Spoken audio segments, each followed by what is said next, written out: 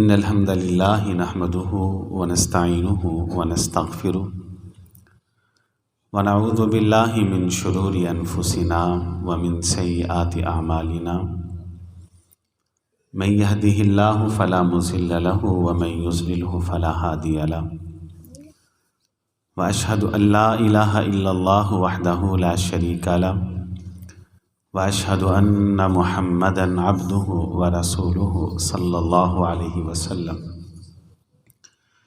أما بعد فأعوذ بالله السميع العليم من الشيطان الرجيم من همزه ونفخه ونفثه بسم الله الرحمن الرحيم وَلَنَبْلُوَنَّكُمْ بِشَيْءٍ مِّنَ الْخَوْفِ وَالْجُوعِ وَنَقْصٍ مِّنَ الْأَمْوَالِ وَالْأَنفُسِ وَالثَّمَرَاتِ وَبَشِّرِ الصَّابِرِينَ۔ آج کی اس دوسری سالانہ سیرت سید البشر کانفرنس کے اندر میں آپ کے سامنے کتاب و سنت اور قرآن و حدیث کی روشنی میں چند ایسے نسخے بیان کروں گا کہ جس سے ایک انسان کی زندگی خوشگوار ہو جاتی، یوں کہہ لیجئے کہ خوشگوار زندگی کے راز، ایسی زندگی کہ انسان کی زندگی میں غموں کا، دکھوں کا، پریشانیوں کا، مصیبتوں کا سیلاب آئے، طوفان آئے، لیکن یہ انسان دکھوں، مصیبتوں اور پریشانیوں کے سیلاب اور طوفان کے اندر چٹان کی طرح مضبوط کھڑا رہے، اس کے لیے یہ مشکلات یوں ہی ہوں کہ جیسے اس کی ناک کے اوپر کو مکھی بیٹھی، اس نے اس مکھی کو اپنے ہاتھ سے اڑا دیا۔ کیا طریقے ہیں؟ سب سے پہلا طریقہ خوشگوار زندگی کا، مصیبتوں اور پریشانیوں کا مقابلہ کرنے کا اور باعزت اور باوقار زندگی بسر کرنے کا وہ کیا ہے؟ جو قرآن مجید نے ہم کو بتایا۔ آج سے صدیوں پہلے اور زمانوں پہلے زمین پر ایک نبی گزرے تھے جن کا نام تھا حضرت یوسف علیہ السلام۔ قرآن کے اندر موجود ہے کہ نحن نقص علیک احسن القصص، قصے بڑے، واقعات بڑے، کہانیاں بڑی، تاریخ بڑی، ماضی کے اندر بڑے بڑے نام، لیکن تاریخ انسانیت کا سب سے سونا، سب سے منمونا، سب سے خوبصورت قصہ وہ میرے بندے یوسف کا قصہ ہے۔ اللہ کہتے ہیں حضرت یوسف تخت پہ بیٹھے، بھائی یوں بھکاری بن کے، سائل بن کے، منگتے بن کے، فقیر بن کے، محتاج بن کے، ہاتھ میں کشکول کو لیے، جھولی کو پھیلائے ہوئے یوسف کے سامنے کھڑے، کچھ ہے تو دے، بھوکے ہیں، گھر میں کھانے کے لیے کچھ نہیں۔ بات مختصر، حضرت یوسف علیہ السلام نے یہ بات کہی تھی، اور میرے سامنے بھکاری بن کے کھڑے ہونے والوں، محتاج بن کے کھڑے ہونے والوں، سائل بن کے کھڑے ہونے والوں، فقیر بن کے کھڑے ہونے والوں، منگتے بن کے کھڑے ہونے والوں، ہاتھوں میں کشکول لے کر اور جھولی کو پھیلا کر مجھ سے گندم کے دانوں کی بھیک مانگنے والوں، میں تمہیں سب کچھ بعد میں دوں گا، مجھے بتاؤ کہ آج سے کئی سال پہلے تم نے معصوم سے یوسف کے ساتھ کیا کیا تھا؟ کیا کیا تھا؟ ان کے پاؤں تلے سے زمین ہی نکل گئی، ان پہ لرزہ طاری ہوا۔ قالوا اِنَّكَ لَأَنْتَ یوسف، اس نے کہا یوسف کی بات کرتا ہے، تیری بات سے معلوم ہوتا ہے کہ یوسف تو ہی ہے۔ اِنَّكَ لَأَنْتَ یوسف، تو یوسف ہی ہے۔ یہ لفظ سوائے یوسف کی زبان سے کسی کی زبان سے نکل نہیں سکتا۔ کس کو معلوم کہ ہم نے اس کے گریبان کو پکڑا، کس کو معلوم کہ ہم نے کنویں میں پھینکا۔ ہمارے مکر کو سوائے یوسف کے کوئی نہیں جانتا۔ تیری اس بات سے معلوم ہوتا ہے اِنَّکَ لَأَنْتَ یوسف، یوسف تو ہے۔ بھائیوں نے ایک سوال کیا تھا جو ہماری گفتگو کا موضوع ہے، باوقار زندگی کا راز، باعزت زندگی کا راز، خوشگوار زندگی کا راز، عظمت، شان اور شوکت پانے کا راز۔ بھائیوں نے کہا سب چیزیں بعد میں، سارے سوالات، سارے سوالوں کے جواب بعد میں، ہمیں یہ بتا کہ تو یہاں تک پہنچا کیسے۔ اللہ اکبر۔ یوسف وہ راز بتا کہ تو یہاں تک پہنچا کیسے۔ کہاں وہ کنویں کا اندھیرا، کہاں وہ کنویں کی تاریکی، کہاں وہ بچپنا، کہاں وہ کم سنی، کہاں وہ غلامی، کہاں وہ بیچ اور فروخت ہو جانا، کہاں یہ مصر کی حکومت اور بادشاہت۔ ہمیں وہ راز بتا، ہمیں وہ راز بتا کہ تو کس راستے سے مصر کی حکومت تک پہنچا۔ وہ راز بتا۔ جو راز حضرت یوسف علیہ السلام نے بتایا، اللہ کی قسم وہ راز آج بھی قرآن کی آیت بن کے قرآن میں چمک رہا ہے۔ اللہ، وہ راز آج بھی چمک رہا ہے۔ بس وہ کیا ہے کہ مجھے علم نہیں، آپ کو پتہ نہیں۔ ہم تو ڈبکیاں کھاتے زندگی بسر کر رہے، نہ راتوں کو چین نہ دن کو سکون۔ حضرت یوسف علیہ السلام جو جواب دیا وہ قرآن کی آیت بن کے آج بھی چمک رہا ہے، دمک رہا ہے، ہمیں اپنی طرف بلا رہا ہے۔ کہا پوچھتے ہو اس ترقی کا راز کیا ہے، اس عظمت کا راز کیا ہے، اس شان اور شوکت کا راز کیا ہے، اس سرفرازی کا راز کیا ہے، اس سربلندی کا راز کیا ہے، اس تخت و تاج کا راز کیا ہے، یہاں تک پہنچنے کا راستہ کیا ہے۔ انہ من یتقی و یصبر فان اللہ لا یضیع اجر المحسنین۔ یہ کیسے ممکن ہے کہ ایک بندے کے بعد گناہ کا موقع بھی ہے، تنہائی بھی ہے، عورت بھی ہے، عورت کے بعد جوانی بھی ہے، حسن و جمال بھی موجود ہے، وہ اپنے دل کے اندر رب کے ڈر کو پیدا کرے، گناہ سے کنارہ کشی کر جائے، اپنے دامن کو پاک رکھے۔ یہ کیسے ممکن ہے کہ وہ یصبر، ایک انسان کے اوپر دکھ کے بعد دکھ، غم کے بعد غم، پریشانی کے بعد پریشانی آئے، وہ رب کے فیصلوں کے اوپر راضی رہتا ہوا صبر کے دامن کو تھام لے۔ کیسے ممکن ہے کہ اللہ اس کو سربلندیاں عطا نہ کرے۔ انہ من یتقی و یصبر فان اللہ لا یضیع اجر المحسنین۔ راز یہ ہے کہ میں اللہ کے فیصلے کے اوپر راضی رہا۔ میرے رب نے فیصلہ کیا بچپن میں کنویں کی طریقی، میں نے قبول کیا، شکوہ نہیں کیا۔ میرے رب کا فیصلہ تھا بک جانا، میں بک گیا، شکوہ نہیں کیا۔ میرے رب کا فیصلہ تھا غلامی، میں نے قبول کی، شکوہ نہ کیا۔ رب کا فیصلہ تھا ہاتھوں میں ہتھکڑیاں، میں نے ڈال لی۔ رب کا فیصلہ تھا پاؤں کے اندر بیڑیاں، میں نے قبول کیا۔ رب کا فیصلہ تھا پابند سلاسل، میں جیل خانے کی قید میں چلا گیا۔ رب کا فیصلہ تھا میں سب فیصلوں کے اوپر لبیک کہتا رہا، اللہ میں تیرے فیصلے پہ راضی۔ انہ من یتقی و یصبر فان اللہ لا یضیع اجر المحسنین۔ اور جو رب کے فیصلوں پہ راضی رہنا سیکھ لیتا ہے، اللہ تعالیٰ اسے سربلندیاں عطا فرماتے ہیں۔ یہ پہلا راز ہے، خوشگوار زندگی کا راز، باعزت زندگی کا راز۔ جس زبان پہ شکوے رہتے ہیں نا، جس زبان پہ شکایتیں رہتی، جو ڈھنڈورا پیٹتا رہتا ہے، ہائے مر گیا مر گیا مر گیا، ہے نہیں، ہائے یہ دکھ یہ غم یہ پریشانی، اللہ کی قسم اس کی زندگی کبھی بھی خوشگوار نہیں گزر سکتی۔ خوشگوار زندگی کا پہلا راز کیا ہے؟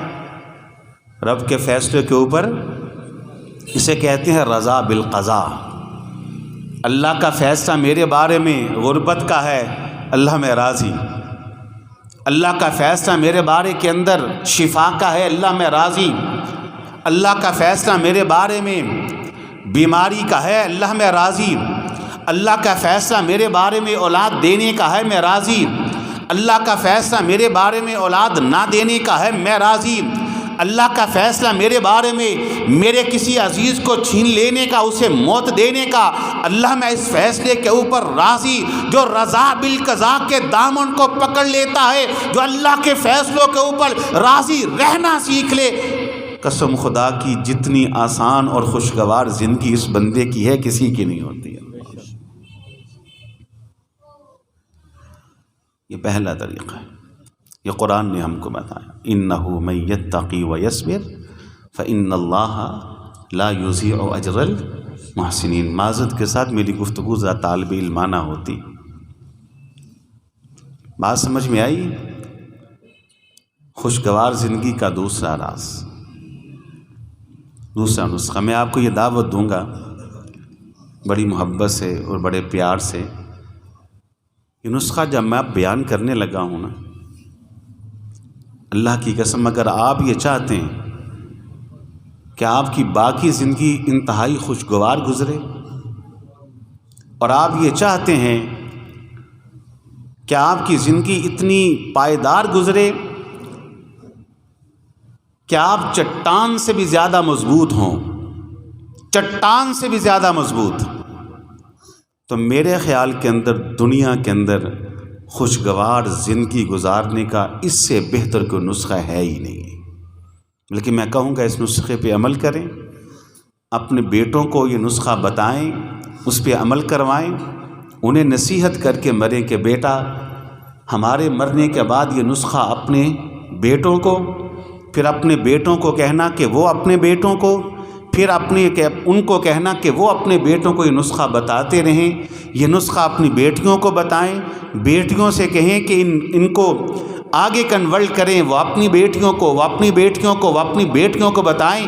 ایسا مضبوط نسخہ ہے کہ طوفان آ جائے مصیبتوں کا، سیلاب آ جائے آفتوں کا، غربتوں کا، بیماریوں کا، بڑے بڑے دکھ آ جائیں تو آپ کے لیے ایسے ہی ہے کہ جیسے کوئی ناک پر مکھی بیٹھی تھی، آپ نے یوں اپنے ہاتھ سے مکھی کو اڑایا، دکھ اور غم آپ کا بال بھی بانگا نہیں کر سکیں گے۔ ویسا کمال کا نسخہ ہے جی۔ بتاؤں وہ نسخہ آپ کو؟ اللہ اکبر، لکھ لے، دل اور دماغ پہ لکھ لے یہ نسخہ۔ اس کائنات کا سب سے مضبوط نسخہ جو آپ کو پہاڑ سے بھی زیادہ مضبوط کر دے، جو آپ کو بڑے سے بڑے کو اور پہاڑ سے بھی زیادہ طاقت ورز کر دے، جو دنیا کی ہر مصیبت کو، ہر غم کو، ہر دکھ کو، ہر پریشانی کو مقابلہ کرنے کی طاقت اپنے اندر پیدا کر دے، وہ نسخہ کیا ہے؟ وہ نسخہ ہے کہ اللہ کے رسول کی سیرت کا مطالعہ شروع کرتے ہیں۔ اللہ سیرت سید البشر، میں قسم کے سارے الفاظ اٹھانے کے لیے تیار ہوں، واللہ باللہ تاللہ حلفم باللہ قسمم باللہ، ساری دنیا کی قسمیں اٹھا کر پھر یہ بات کہتا ہوں کہ زمین میں بسنے والے انسانوں کے لیے دنیا کے اندر خوشگوار زندگی بسر کرنے کے لیے جتنا قیمتی نسخہ یہ ہے کوئی اور ہو ہی نہیں سکتا۔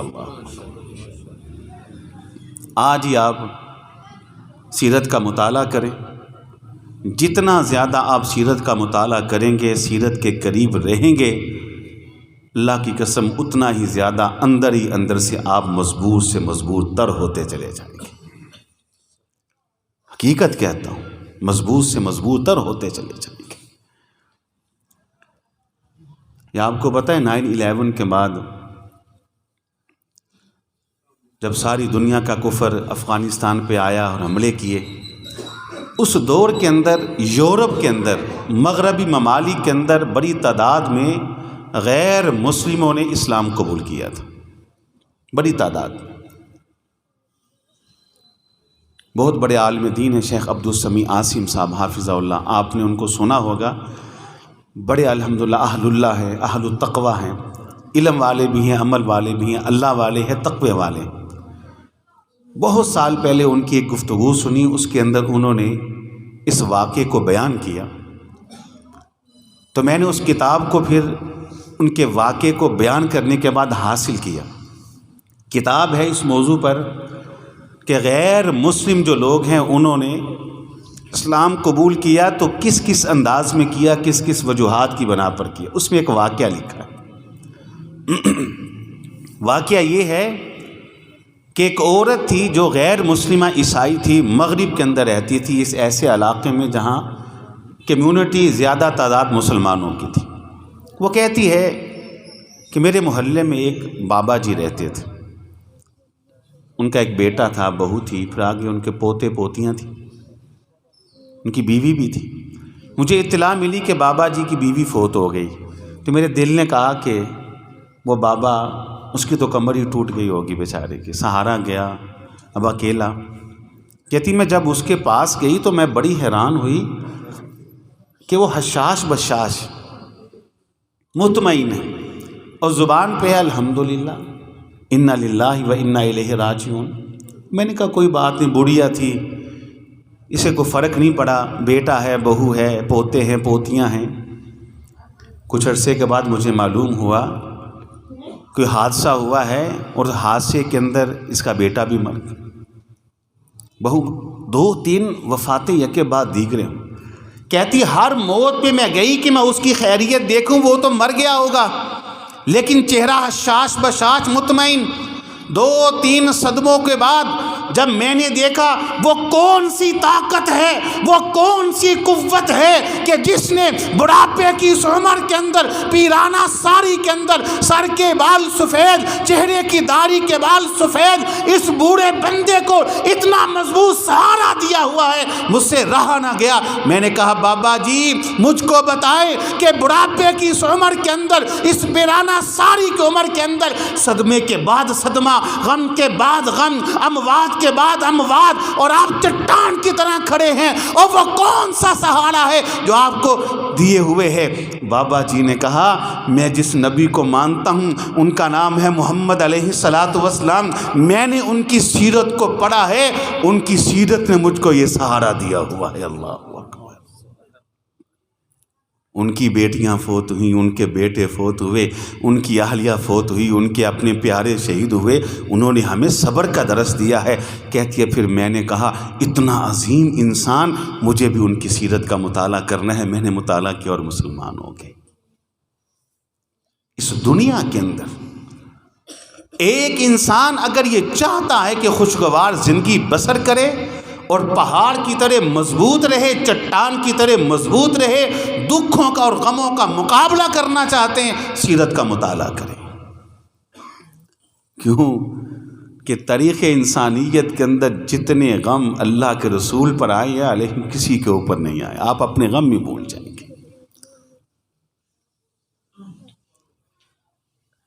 اللہ کے رسول صلی اللہ علیہ وسلم 6 سال کی عمر ہے۔ کتنی عمر ہے؟ کیا عمر ہوتی ہے 6 سال کی؟ کیا ہوتی ہے 6 سال میں؟ پیدا نہیں ہوئے تھے، ابو جان دنیا میں نہیں تھے، پیدا ہوئے تو یتیم تھے۔ 6 سال کی عمر میں پہنچے تو مکہ سے کہاں آئے تھے؟ امی کے ساتھ، ام ایمن کے ساتھ مدینہ آئے تھے۔ مدینہ آپ کا ننیال بھی تھا، مدینہ سے واپس جا رہے تھے۔ آپ کو علم ہے،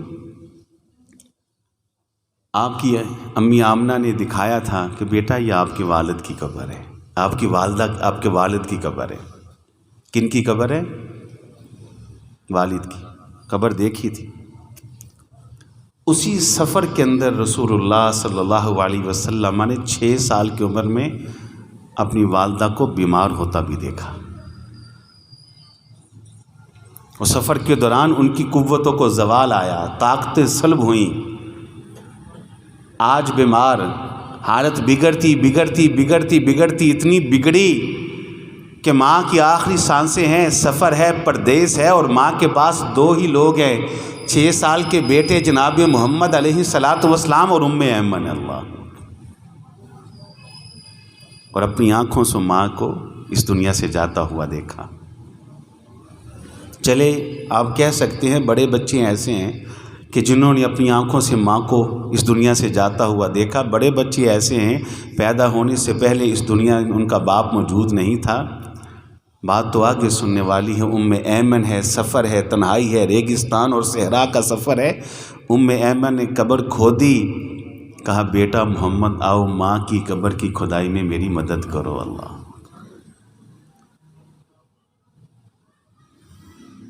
جتنے غم آپ نے دیکھے کسی نے نہیں دیکھے۔ سیرت کو پڑھنے والا جتنا خوشگوار وہ رہتا ہے، جتنا مطمئن وہ رہتا ہے، اس دنیا کے اندر کو دوسرا رہ ہی نہیں سکتا۔ بہترین نسخہ اس دنیا کے اندر مطمئن رہنے کا، خوشگوار زندگی بسر کرنے کا وہ کیا ہے؟ سیرت کا کیا کریں؟ مطالعہ کریں۔ آج وعدہ کر کے جائیں تمام احباب کہ الرحیق المختوم کتاب ہے، سیرت پہ لکھی ہے، جو اول انعام یافتہ کتاب ہے، اس کا انشاءاللہ آج سے مطالعہ شروع کریں گے۔ وعدہ کرتے ہیں انشاءاللہ۔ اپنے بچوں کو، اپنی بیٹیوں کو نصیحت کریں کہ اس کتاب کا مطالعہ کریں، سیرت کا مطالعہ کریں۔ سیرت کا مطالعہ انسان کو پہاڑ کی طرح توانا اور مضبوط کر دیتا ہے۔ یہ 2 نسخے ہو گئے۔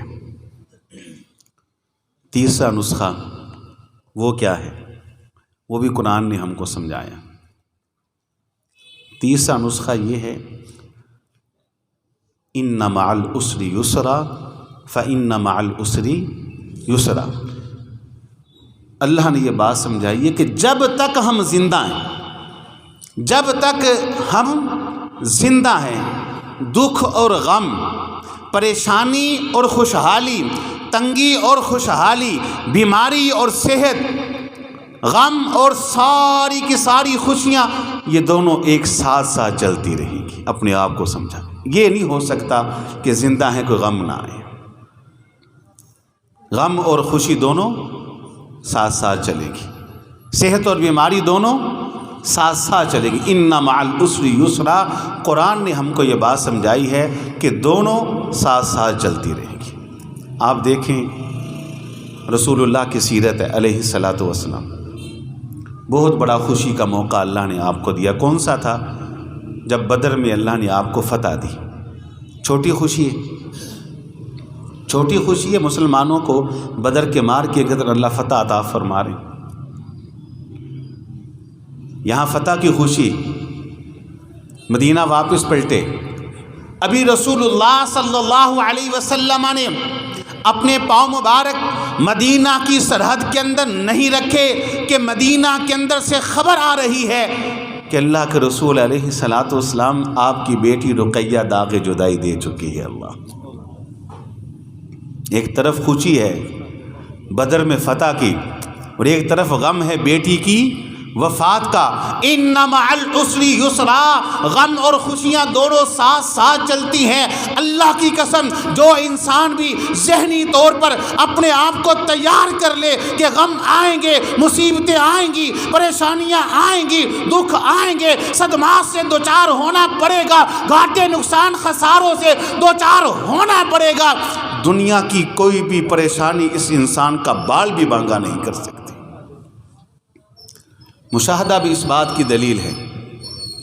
ہم معاشرے کے اندر دیکھتے ہیں کہ وہ انسان کہ جو ذہنی طور پر تیار ہے کہ غم آئے گا، پریشانی آ سکتی ہے، صدمہ آ سکتا ہے، اس سے دوچار ہونا پڑ سکتا ہے، قرض کی مصیبت آ سکتی ہے، کاروبار میں گھاٹا نقصان آ سکتا ہے، کوئی جھوٹا مقدمہ ہو سکتا ہے، کوئی بیماری آ سکتی ہے، کوئی اور مصیبت آ سکتی ہے، اس انسان کے اوپر 1 2 3 4 یکے بعد دیگرے مصیبتیں آ بھی جائیں، یہ حشاش بشاش ہے، یہ مطمئن ہے، کوئی بات نہیں، غم آیا ہے تو ٹل بھی جائے گا۔ اور اس کے مقابلے کے اندر وہ انسان جو ذہنی طور پر تیار نہیں، جس کی تربیت قرآن کی آیتوں کے اوپر نہیں ہوئی، جو سمجھتا ہے اس دنیا کے اندر خوشی ہی خوشی ملے گی، اس دنیا کے اندر آسانیاں ہی آسانیاں ملیں گی، یہ دکھ جب اس کو پہنچتے ہیں ہم دیکھتے ہیں وہ ذہنی توازن ہی کھو بیٹھتا ہے، وہ دیواروں کو ٹکرے مار رہا ہے،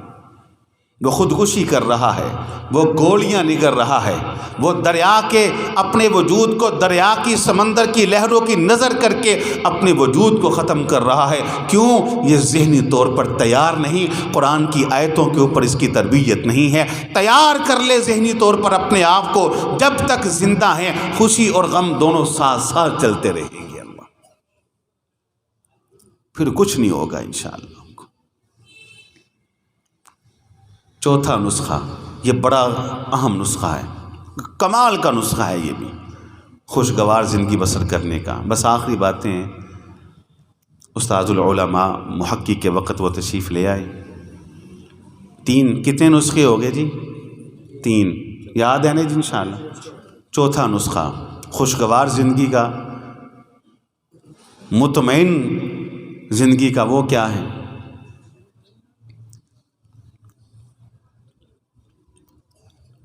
اللہ تعالیٰ کی نعمتوں کو، اللہ تعالیٰ کے احسانات کو ہمیشہ یاد رکھیں۔ کیا کریں؟ اللہ تعالیٰ کے احسانات کو 2 فائدے ہوں گے۔ پہلا فائدہ آپ کو یہ ہوگا کہ جو بندہ ہر وقت اللہ کے احسانات کو یاد رکھتا ہے نا، وہ گناہ کے قریب نہیں جاتا، وہ گناہ کے قریب نہیں جاتا۔ اس کی دلیل حضرت یوسف علیہ السلام، جب عزیز مصر کی بیوی نے ان کو دعوت گناہ دی تو حضرت یوسف نے کیا کہا تھا علیہ السلام؟ کیا کہا تھا جی؟ نہیں، معاذ اللہ تو بعد میں کہا نا، گناہ سے بچنے کے لیے کہ یہ گناہ نہیں کروں گا۔ کیا کہا تھا حضرت یوسف علیہ السلام نے اس وقت بی بی سے کہا، بی بی تو مجھ کو دعوت گناہ دیتی ہے، سن انہو ربی احسن مثواہ، قرآن کی آیت کا ٹکڑا چمک رہا ہے، انہو ربی احسن مثواہ، میں وہ یوسف ہوں کہ جس کے بھائیوں نے اسے کوے کے اندر پھینکا، اور جس رب نے مجھے کوے کی تاریکی سے نکال کر، جس رب نے مجھے کوے کے اندھیرے سے نکال کر، جس رب نے مجھے موت کے منہ سے نکال کر رہنے کے لیے محل جیسی شاندار جگہ عطا فرمائی، میں اس رب کی نافرمانی نہیں کر سکتا۔ اللہ کے احسانات کو یاد کیا، اب اس رب کی میں نافرمانی کروں، ابھی بھی مجھ کو زیب نہیں دیتا۔ انہو ربی احسن مثواہ، میرے رب، میرے بھائی تو مجھے کوے میں پھینک کے تھے، کوے سے کس نے نکالا، کس کی تدبیروں سے میں یہاں تک پہنچا۔ انہو ربی احسن مثواہ، اور جس رب نے کوے سے نکال کر، تاریکیوں سے نکال کر، اندھیروں سے نکال کر، موت کے منہ سے نکال کر مجھے محل جیسی جگہ عطا فرمائی، اب میں اس رب کی نافرمانی کروں، یہ مجھ کو زیب نہیں دیتا۔ اللہ اکبر، انہو ربی احسن مثواہ۔ یہ پہلا فائدہ ہے جو بندہ اللہ تعالیٰ کے احسانات کو، اللہ کی دی نعمتوں کو یاد رکھتا ہے۔ دوسرا فائدہ کیا ہے؟ جو بندہ اللہ تعالیٰ کی نعمتوں کو یاد رکھتا ہے نا، اللہ کی قسم جتنی خوشگوار زندگی اس بندے کی ہے کسی کی نہیں ہے۔ یاد رکھیں 2 چیزیں یہ پلے باندھ لیں۔ ایک وہ شخص جو اس دنیا کی زندگی کے اندر خوشیاں ڈھونڈتا ہے اور دنیا کی زندگی کے اندر محض آسانیاں چاہتا ہے، دنیا کی زندگی کے اندر محض اپنے لیے آسائشیں ڈھونڈتا رہتا ہے، جتنی مشکل زندگی اس انسان کی ہے کسی کی نہیں ہوتی ہے۔ اور دوسری طرف وہ بندہ جو دنیا کی زندگی کے اندر صرف ناشکریاں کرتا رہتا ہے، دکھ غم اور پریشانیاں لے کے بیٹھا رہتا ہے، جتنا پریشان یہ بندہ ہے کوئی نہیں ہے۔ اور اس کے مقابلے کے اندر جو ہر وقت اللہ کی نعمتوں کو یاد کرتا ہے نا، جتنی خوشگوار زندگی اس کی ہے کسی کی نہیں۔ اللہ نے قرآن میں باقاعدہ جھنجھوڑ کے یہ بات کہی، کیا کہا؟ کہا وَإِن تَعُدُّوا نِعْمَةَ اللَّهِ لَا تُحْصُوهَا۔ وہ عقل کے اندر جب بیٹھتے ہو دکھ لے کے بیٹھتے ہو، جب بیٹھتے ہو غموں کی باتیں کرتے ہو، جب بیٹھتے ہو کبھی غربت کا رونا، کبھی بیٹھتے ہو بیماریوں کا رونا، کبھی لڑائیوں جھگڑوں کا رونا، وَإِن تَعُدُّوا نِعْمَةَ اللَّهِ لَا تُحْصُوهَا۔ کبھی زندگی میں ایک دن ایسا بھی گزار کہ کیلکولیٹر کو بیٹھ جا اور بیٹھنے کے بعد میری نعمتوں کو گننا شروع کر دے۔ اللہ کہتے ہیں وَإِن تَعُدُّوا نِعْمَةَ اللَّهِ لَا تُحْصُوهَا، تعدها، اور جب تو میری نعمتوں کو گننا شروع کر دے گا، بڑے سے بڑے کیلکولیٹر کے فگر ختم ہو سکتے ہیں، میری نعمتیں کبھی ختم نہیں ہو سکتی۔ اللہ بے شک، یہ نعمتیں ختم نہیں ہو سکتی۔ میں آپ کو نسخہ بتاتا ہوں، کمال کا نسخہ ہے یہ حدیث کے مطابق۔ اللہ نہ کرے اگر آپ کے اوپر 2 3 4 مصیبتیں اکٹھی آ جائیں نا، بیماری آ گئی، اللہ نہ کرے کسی پہ آئے، کاروبار میں گھاٹا نقصان ہوا، اللہ نہ کرے کسی کا ہو، اور بے شمار مصیبتیں اکٹھی آ گئیں، تو کیا کریں؟ اللہ کی بارگاہ میں آ جائیں، اس بیماری کو ایک طرف رکھ دے، اس کاروبار کے گھاٹے نقصان کو ایک طرف رکھ دے، وہ جو مصیبت آپ کو پہنچی ہے، جو پریشانی آپ کو آئی ہے، اسے ایک طرف رکھ دے، بارگاہ الہی میں آئیں اور آ کر اللہ کے سامنے اپنے ناک ماتھے کو رگڑیں، اپنی جبین جھکائیں، اپنی کمر کو خم کریں، 2 رکعت ادا کریں اور دعا کیا کریں؟ کہے اللہ میں تیری بارگاہ میں آیا ہوں تیری ان نعمتوں کا شکر ادا کرنے جو تو نے مجھے عطا کی ہیں۔ اللہ نام لے لے، اے اللہ میں ان نگاہوں پر تیری نعمت کا شکریہ ادا کرتا ہوں، تو نے مجھے دیکھنے کے لیے 2 نگاہیں دی، بڑی دنیا اندھی ہے، تو چاہتا تو مجھے بھی اندھا پیدا کر سکتا تھا، تو نے نہ کیا۔ اے اللہ میں تیرا شکر ادا کرتا ہوں، اے مالک میں نے ان نگاہوں سے ساری زندگی نافرمانیاں کی، تو نے جن چیزوں کو دیکھنے سے روکا میں نہ روکا، میں دیکھتا رہا، تو نے مجھ سے دیکھنے کی طاقت کو نہ چھینا۔ اللہ میں تیرا شکر ادا کرتا ہوں، تو نے مجھ کو بولنے کے لیے زبان دی۔ کائنات کے اندر بڑی لوگ ایسے ہیں جو گونگے ہیں، بولنے کی طاقت ان کے اندر موجود نہیں، اے اللہ اس زبان سے عمر بھر تیری نافرمانی کرتا رہا، تو نے مجھ سے بولنے کی طاقت کو چھینا نہیں۔ اے مالک میں تیرا شکر ادا کرتا ہوں، تو نے مجھے سننے کے لیے کان دیے، بڑی دنیا بولی ہے، تو نے مجھ کو بولا بہرا پیدا نہیں کیا۔ اے اللہ میں ان کانوں سے تیری نافرمانی کرتا رہا، تو نے پھر بھی مجھ سے سننے کی طاقت کو چھینا نہیں۔ ایک ایک نعمت کو یاد کر کے اللہ کا شکر ادا کرتا رہے۔ اللہ کی قسم اٹھا کے کہتا ہوں یہ طریقہ آپ اپنا لیں، آپ کے سارے غم خود بخود ہلکے ہو جائیں گے۔ اور پھر اللہ کا بھی اعلان ہے لئن شکرتم لازیدنکم، تو اس انداز سے شکر کر، دیکھ میں تیرے غم بھی دور کروں گا اور اپنی نعمتیں تیرے اوپر بڑھاتا چلا جاؤں گا۔ لازیدنکم، ہم شکر نہیں کرتے، اللہ کی نعمتوں کو کبھی یاد ہی نہیں کیا، اللہ کے احسانات کو کبھی ہم نے یاد ہی نہیں کیا۔ جب اللہ کی نعمتوں کو کبھی یاد ہی نہیں کیا، اللہ کے احسانات کو کبھی یاد ہی نہیں کیا، تو زندگی کیسے خوشگوار گزرے گی؟ نہیں مطمئن رہ سکتے ہیں۔ یہ صحیح بخاری میں حدیث ہے، اصح الکتب بعد کتاب اللہ، صحیح البخاری کے اندر موجود ہے۔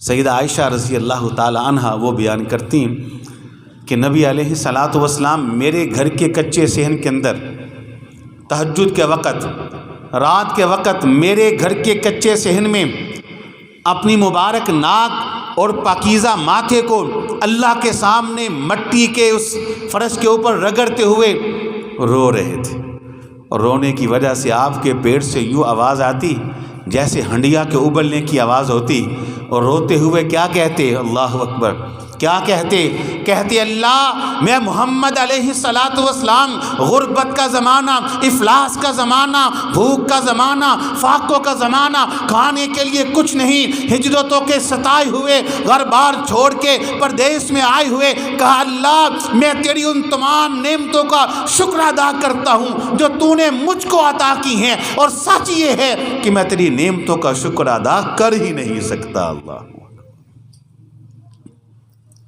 ہم جب بیٹھتے ہیں غم پریشانیاں، کبھی اللہ کی نعمتوں کو ہم نے گنا ہی نہیں، کبھی تو کیلکولیٹر لے کے بیٹھ جائیں۔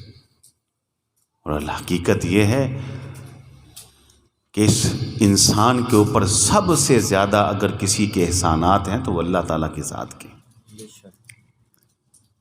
اگر آپ کے اوپر 2 3 4 مصیبتیں اکٹھی آ بھی جائیں نا، کسی بندے کے اوپر بھی 3 4 5 مصیبتیں اکٹھی آ بھی جائیں، تو ان حالات کے اندر بھی ایک بندے کے اوپر اللہ کے اتنے احسانات ہوتے ہیں کہ ان حالات کے اندر بھی اللہ کے ان احسانات کو کوئی بندہ گن ہی نہیں سکتا، انہیں شمار نہیں کیا جا سکتا۔